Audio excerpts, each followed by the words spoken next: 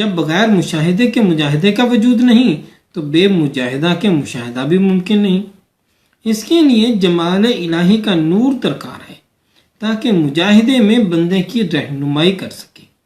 پھر جب مجاہدے کی علت نور جمال الہی ہے تو مجاہدے پر ہدایت پہلے ہوئی، لیکن یہ جماعت یعنی حضرت سہیل اور ان کے اتباع جو دلیل دیتے ہیں کہ جو مجاہدے کا اثبات نہیں کرتا وہ تمام انبیاء، کتب سماوی اور شرائع کا منکر ہے، کیونکہ تکلیف کا مدار مجاہدے پر ہے۔ اس سے بہتر یہ تھا کہ وہ یہ کہتے کہ تکلیف کا مدار حق تعالیٰ کی ہدایت پر منحصر ہے۔ مجاہدہ تو اثبات حجت کے لیے ہے، نہ کہ وصل الہی کی حقیقت کے لیے۔ چنانچہ اللہ تعالیٰ کا ارشاد ہے، اگر ہم ان کی طرف فرشتوں کو اتاریں اور مردوں کو ان سے کلام کرائیں اور تمام چیزوں کو ان کے روبرو اٹھائیں تب بھی وہ ہرگز ایمان نہ لائیں گے مگر یہ کہ اللہ اگر چاہے تو۔ لیکن اکثر لوگ نادان ہیں، کیونکہ ایمان کی علت ہماری مشیت ہے، نہ کہ دلائل کے دیکھنے اور ان کے مجاہدے پر موقوف ہے۔ اللہ تعالیٰ فرماتے ہیں، بے شک جنہوں نے کفر کیا ان کے لیے برابر ہے کہ آپ انہیں ڈرائیں یا نہ ڈرائیں، وہ ایمان لانے والے نہیں ہیں، کیونکہ وہ انکار کر چکے ہیں، وہ کفر کر چکے ہیں۔ کیونکہ کافروں کے لیے اظہار حجت اور ورود دلائل اور روز قیامت سے ڈرانا یا نہ ڈرانا دونوں برابر ہیں۔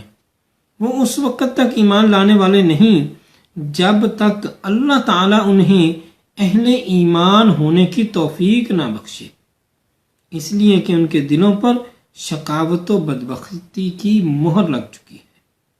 لہٰذا انبیاء علیہ السلام کی بعثت، کتابوں کا نزول، احکام شریعت کا ورود سب حق تعالیٰ سے ملنے کے اسباب ہیں، نہ کہ علت۔ اس لیے کہ حضرت ابوبکر صدیق رضی اللہ تعالیٰ عنہ قبول اسلام میں ایسے ہی مکلف تھے جس طرح ابو جہل تھا، لیکن حضرت صدیق تو عدل اور فضل الہی کو پہنچ گئے، لیکن ابو جہل بے عدل اور بے فضل ہی پڑا رہا۔ لہٰذا ابو جہل کے اس میں پڑے رہنے کی علت عین وصول اور توفیق الہی سے محرومی ہے، نہ کہ طلب وصول یعنی جد و جہد وغیرہ۔ کیونکہ اگر طلب اور مطلوب دونوں برابر ہوتے تو طالب واجد ہوتا، جب واجد ہوتا تو طالب نہ رہتا، کیونکہ واجد میں اختیار نہیں رہا۔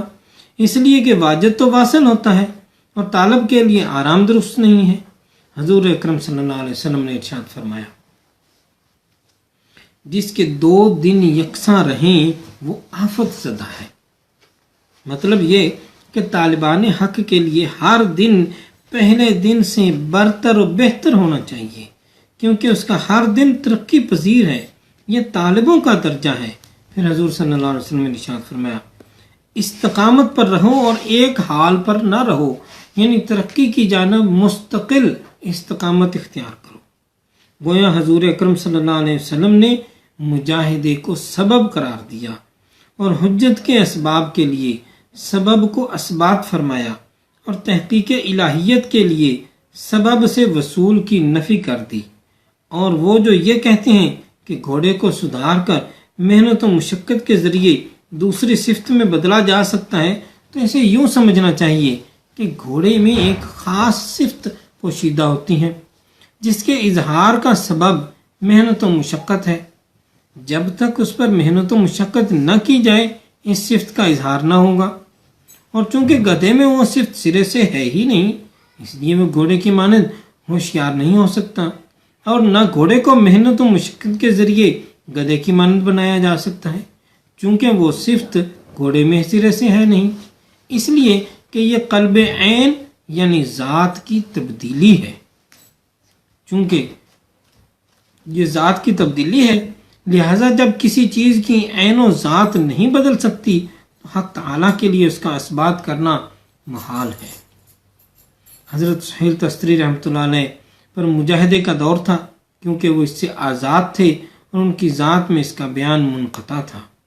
وہ ان لوگوں میں سے نہیں تھے کہ جنہوں نے بغیر درستگی معاملہ صرف بیان بازی کو اپنا مذہب بنا لیا ہو، بلکہ یہ محال ہے کہ تمام اعمال و معاملات کی وضاحت صرف لفظ و بیان سے کی جائے۔ خلاصہ یہ کہ با اتفاق اہل طریقت میں ریاضت و مجاہدہ موجود ہے، لیکن مجاہدہ کی حالت میں مجاہدے کو دیکھنا، مجاہدے پر اترانا، مجاہدے پر عجب، مجاہدے پر فخر، یعنی مجاہدے کی دید ایک آفت ہے۔ لہذا جو حضرات مجاہدے کی نفی کرتے ہیں ان کی مراد عین مجاہدے کی نفی نہیں ہے، بلکہ ان کی مراد عدم رؤیت مجاہدہ ہے اور اپنے ان افعال میں ہے جو بارگاہ قدس میں ظہور پذیر ہو رہے ہیں۔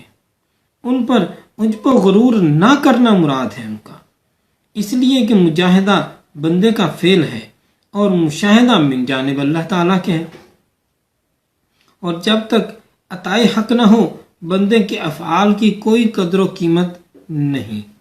ایک زمانہ کے بعد وہ اپنے دل میں خود پالے گا کہ اس قدر دل کی آراستگی کی کوشش کی مگر فضل الہی کو نہ دیکھا، اور کیوں اپنے افعال پر باتیں بنائی۔ اس کے بعد معلوم ہونا چاہیے کہ حق تعالیٰ کے دوستوں کا مجاہدہ ان کے اپنے اختیار کے بغیر محض حق تعالیٰ کے فضل، اللہ تعالیٰ اور اس کے غلبہ اور اس کے سوز و گداز سے ہوتا ہے، اور سوز و گداز کا ہونا سراسر حق تعالیٰ کی مہربانی ہے۔ اور جاہلوں کا مجاہدہ خود ان کا اپنا فعل ہوتا ہے جو پریشان کن ہے۔ پریشان ہونا اور دل کی پراگندگی آفت کی پراگندگی سے ہوتی ہے۔ لہذا تم سے جہاں تک ہو سکے اپنے فعل کا اظہار و بیان نہ کرو اور کسی حال میں نفس کی پیروی نہ کرو، کیونکہ تمہاری ہستی کا وجود تمہارے لیے سراپا حجاب ہو۔ لہذا جب تک تم بالکل فانی نہ ہوگے اس وقت تک تم بقا کے لائق نہیں بنو گے۔ نفس باغی کتا ہے اور کتے کی کھال دباغنے سے ہی پاک ہوتی ہے۔ اب درستگی معاملہ کی ایک مثال دیتے ہیں۔ حضرت حسین بن منصور حلاج رحمۃ اللہ علیہ کوفہ میں محمد بن حسین علوی کے گھر مقیم تھے۔ حضرت ابراہیم خواص رحمۃ اللہ علیہ جب کوفہ تشریف لائے تو حضرت منصور حلاج نے ان سے ملاقات کی اور پوچھا کہ اے ابراہیم، طریقت میں آپ کو 40 سال گزر چکے ہیں، اس کے معنی میں آپ نے کیا حاصل کیا؟ انہوں نے فرمایا مجھے توکل کا طریقہ کامل طور سے حاصل ہوا ہے۔ حضرت حسین بن منصور نے فرمایا آپ نے اپنے باطن کی بستی میں اتنی عمر ضائع کر دی، پھر بھی آپ کو توحید میں فنا حاصل نہ ہوا۔ مطلب یہ کہ توکل کے معنی تو یہ ہے کہ اپنے معاملات کو حق تعالیٰ کے سپرد کر کے اپنے باطن کو اعتماد کے ساتھ درست رکھے، اور جب کوئی ساری عمر باطنی معاملات کی درستگی ہی میں صرف کر دے تو ظاہری معاملات کی درستگی کے لیے اسے ایک اور عمر درکار ہوگی، اور یہ دونوں عمریں ضائع ہونے کے بعد بھی اس پر حق کا کوئی اثر نہ ہوگا۔